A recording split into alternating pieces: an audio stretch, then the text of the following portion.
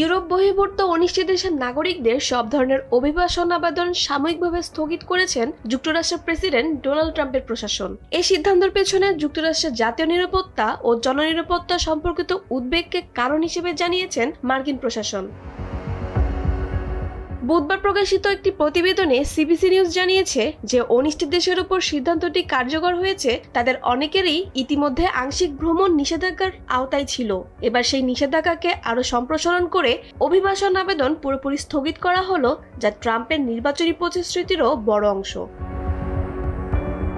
মূলত রাজধানী ওয়াশিংটন ডিসিতে এক আফগান নাগরিকের গুলিতে ন্যাশনাল গার্ড সদস্য নিহত হওয়ার পরই কঠোর এসব পদক্ষেপ সামনে আসছে। বুধবার প্রকাশিত স্মারকে যেসব দেশের নামগুলো এসেছে সেগুলো হলো আফগানিস্তান, মিয়ানমার, চাদ, কঙ্গো প্রজাতন্ত্র, Equatorial Guinea, Eritrea, Haiti, Iran, Libya, Somalia, Sudan ও ইয়েমেন। জুনে এসব দেশের উপর কঠোরতম নিষেধাজ্ঞা আরোপ করা হয়েছিল, যেখানে অল্প কিছু ব্যতিক্রম ছাড়া প্রবেশ পুরোপুরি স্থগিত ছিল।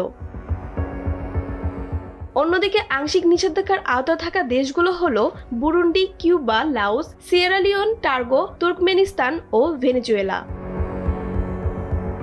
নতুন নীতিতে বলা হয়েছে এইসব দেশের নাগরিকদের মুলতবি সব আবেদন এখনই স্থগিত থাকবে। পাশাপাশি আবেদনকারীদের পুনরায় সম্পূর্ণ মূল্যায়ন প্রক্রিয়ার মধ্যে দিয়ে যেতে হবে, যেখানে প্রয়োজনে সাক্ষাৎকার ও পুনঃসাক্ষাৎকারও নেওয়া হবে, যেন জাতীয় নিরাপত্তা ও জননিরাপত্তার ঝুঁকি পুনরায় যাচাই করা যায়। মুজাহিদা মোশাররত, সময়ের আলো।